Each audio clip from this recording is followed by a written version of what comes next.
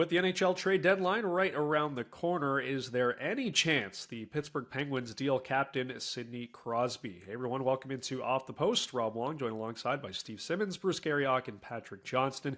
And guys, the NHL trade deadline coming up at 3 p.m. Eastern on Friday, and there could be some big names on the move. One name, though, that does seem unlikely at this point to be dealt is Pittsburgh's Sidney Crosby. Bruce, I know everyone wants to see Crosby get another cup run at this stage of his career, but is a trade for the Penguins captain something that's more likely in the offseason than the deadline?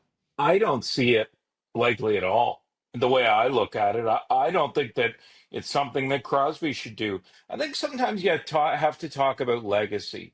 And I know that the Boston Bruins traded Ray Bork so he could go to Colorado and win a Stanley Cup. And I look at Crosby's situation, guys. And I just think that I'd like to see him play for one team for his whole career. The Ottawa Senators lost a guy named Daniel Alfredson in free agency, and he went to Detroit and finished his career because he went to chase a cup. Detroit wasn't very good that year, didn't even make the playoffs, and he ended up being injured and retired. To me, Sidney Crosby is the franchise. He probably saved that franchise. I, I guess if he wanted to go play with Nathan McKinnon in Colorado, if that's something he wanted, then sure, go ahead and do it. But I'd like to see him guys finish his career in Pittsburgh. I don't even like the idea of entertaining the thought of him being moved.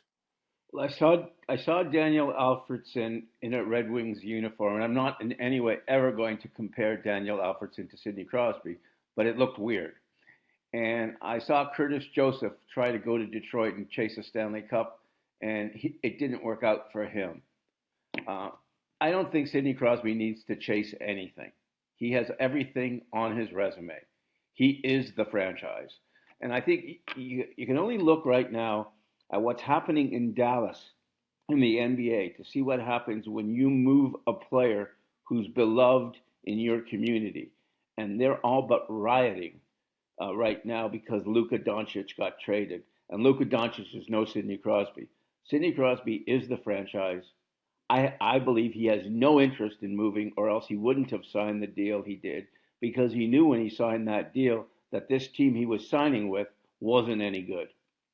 I found myself thinking, Steve, of a topic that used to go round and round every year. It felt like Matt Sundin and the question of what does he owe the team. I felt like that used to be a lot of what people would say, and to me, that's what it comes back to. What does Sidney Crosby owe the Penguins? Well, he doesn't owe the Penguins anything. I mean, the Penguins owe everything to him. He's won his Stanley Cups. He's been a star there.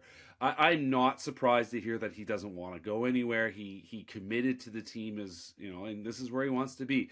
I suppose it would be a different question if he were coming up on the end of his contract, but he still has 2 more years on his deal. So Yeah. if you trade him somewhere, he's not coming back, right? Like there's no, You every once in a while you get this notion of, oh, maybe he can just re-sign in the summer. So whoever it is that's getting traded.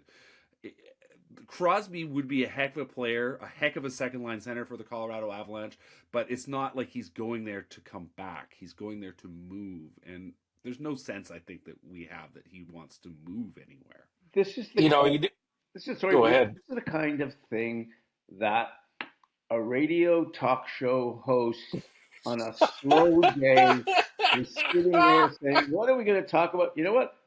Our team, fill in the blank, Canucks, Leafs, Senator, whatever Yeah. team, we should go after Crosby." Yeah, that's the thing. And what do What you are you think, calling Paul? us, Come on, Steve? call in. And what's every phone call? Yeah, go after Crosby. And before you know it, everybody's screaming, "Go after Crosby." They're human beings involved here.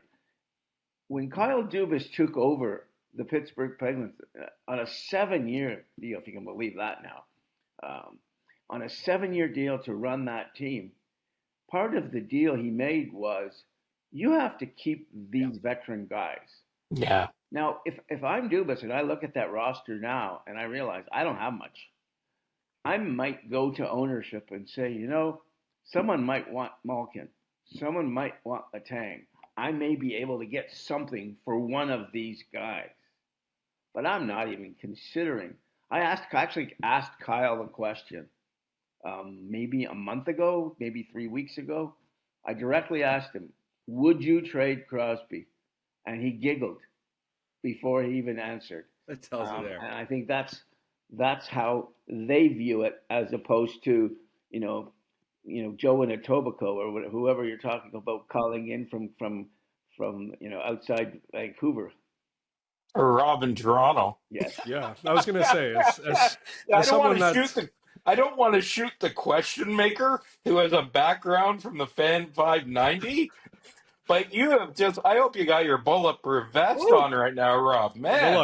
look. I was going to say, as someone that has been in that position before and had to come up with some of these hypothetical radio talk show host questions, I take that as a compliment. And let's be honest. I mean, before I was doing it, Steve was doing it as well, so Yeah. he's very familiar with that process. But the question now is, as Steve referenced, Kyle Dubas saying that he's not moving Sidney Crosby, and if Evgeny Malkin, Chris Letang is not moving, how the heck do the Penguins get out of this, Patrick? This is an aging roster. There are no Sidney Crosbys or young Evgeny Malkins on the way.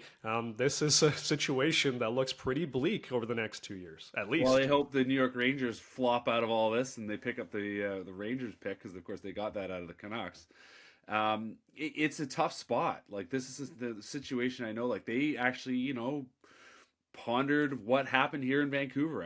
I can tell you that they looked at, okay, was there ever a discussion about trading the Sedins? I can tell you there was never a discussion about trading the Sedins, and I don't think they even would have entertained the idea. Had it come up, they would have shut down right. You're kind of stuck. You have to accept that this guy's your leader. You do have other things you can, in theory, do. I suppose the other notion is that Sid could be the sort of mentor for whatever next wave you're able to assemble here, but they still need to do a lot. Like, that's a roster that is very thin in terms of prospects. Let's say you're Colorado right now. Yeah. And let's say Kyle phones you and says, "You know what, guys? We have Crosby on the market.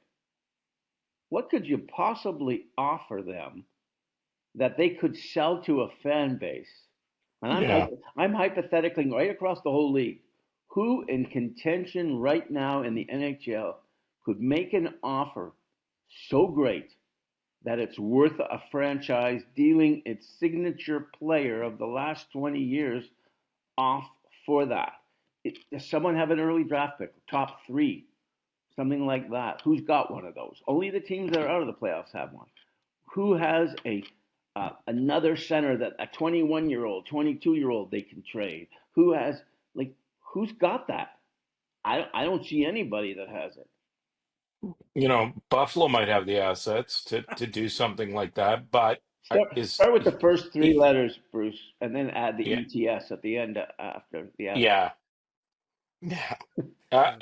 You're right. Like, I look at this situation, I say, I don't know why they went out and got Eric Carlson. I get a sense that Kyle Dubas went big game hunting, thinking that if he had Carlson and Letang, they'd have a power play like no tomorrow. Well, it hasn't worked out well at all, and that is one of the contracts they got to figure out how they're going to get off their books, and then they can go from there. The thing to do in the NHL right now, before you do anything else, I think this is the guide to being a general manager. Phone Chicago. Yeah. They don't make any deals that make any sense at all, including the one they just made the other day, trading Seth Jones away and getting a $4 million goalie that nobody knows whether he can play or not. And they were already juiced the goalie prospects. Like, it doesn't. It's a very strange move. But you're right. Like, if you're looking, there aren't a lot of GMs you can pull one over on anymore. But it's looking more and more like the situation in Chicago is one of those. When Colorado and Carolina made that Rantanen-Necas trade, which still seems odd to me, the only way they could do it was Chicago's involvement by taking back money on Taylor Hall. Yeah. Like Chicago just is so lost. There's no other Chicagos anymore. There's no number you can call. There's not a lot of dumb GMs out there anymore. There's only one that I know of.